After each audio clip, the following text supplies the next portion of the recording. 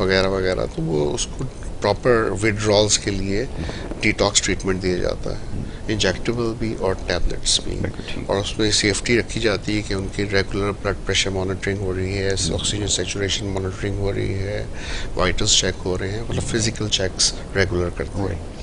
वो 2 से 3 हफ्ते का प्रोसेस होता है। ठीक है। उसके बाद और उसके अराउंड जब टुवर्ड्स द एंड आ रहा होता है डिटॉक्स, तो साइकोथेरेपी स्टार्ट होती है, क्योंकि जब वो बहुत ज़्यादा विड्रॉल्स में होता है साइकोथेरेपी हेल्प नहीं करती, कि वो ज़ाहिर है उस पेन से गुजर रहा है फिजिकल और इमोशनल, तो वो जब उससे निकलेगा थोड़ा तब उसको बात भी समझ में आएगी। फिर मोटिवेशनल इंटरव्यूइंग होती है, समझा जाता है कि वो कितना मोटिवेटेड है, कि वो नशे को छोड़ना चाहता है, वो सही रहना चाहता है, वो फोर्स में आया था किसी फैमिली के प्रेशर में आके इलाज करवा रहा है, कि खुद भी चाहता है कि वो नशा छोड़े।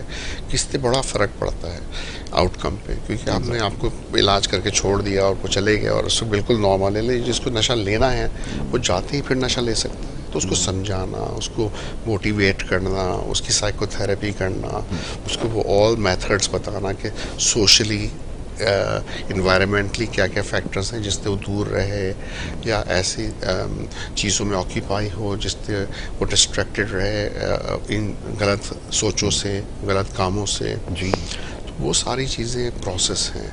ये साइकोथेरेपी उस पॉइंट पे बहुत काम करती है। तो ये पूरा एक तरह से देखा जाए तो पूरा एक पैकेज है। It's and it can take 6 weeks to 2 months। बाहर के मुल्क में ज़्यादातर 3 months की रिकमेंडेशन कही जाती है कि इतना अर्सा चाहिए एक पेशेंट को, ताकि रिलैप्स का रिस्क कम हो। और रिलैप्स का रिस्क का मतलब है कि वापस से नशा ना करना शुरू कर दे वो। तो ये समझाना भी फ़र्ज़ होता है, फैमिली को भी इंगेज करना फ़र्ज़ होता है। तो ये एक्सपेक्टेशन होनी चाहिए किसी भी इंसान की जो अपना इलाज करवा रहा है नशे का, या फैमिली जो कि अपने मेंबर्स को लेके जा रही है, कि वो देखें, डॉक्टर्स का एक्सपीरियंस देखें, डॉक्टर्स की डिग्रीज देखें, वहाँ फैसिलिटीज़ में क्या प्रोवाइड हो रही हैं, किस तरह की मेडिकेशन दी जा रही है।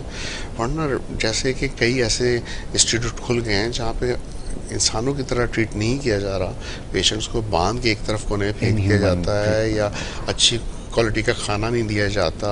अच्छा, साथ साथ हम ड्रिप्स देते हैं, लगाते हैं, और ताकत के इंजेक्शन भी लगाते हैं, क्योंकि न्यूट्रिशनल जो रिक्वायरमेंट है उनकी वो इतने कमज़ोर हो गए होते हैं कई, कि उनके विटामिन बी डेफिशिएंसीज होती हैं, डिफरेंट विटामिन्स या इलेक्ट्रोलाइट्स की कमी होती है। ये सबको पूरा करना भी ज़रूरी है ताकि वो बर्दाश्त कर सकें, कि जो विड्रॉल्स हैं वो बड़ा डिफ़िकल्ट टाइम होता है। पेन मैनेजमेंट को देखा जाता है। तो ये सारी चीज़ें जो है ना, वो एक ठीक ठाक बड़ा प्रोसेस है, और उसको ठीक से लेके चलना ज़रूरी है, क्योंकि इसमें रिस्क मरने का भी हो सकता है। खास में जो हीरोइन के पेशेंट लॉन्ग टर्म बहुत अरसे तक हीरोइन लेते रहे हैं, उसमें रिस्क होता है कि मोर्टेलिटी जिसे हम कहते हैं, या डेथ होने के चांसेस।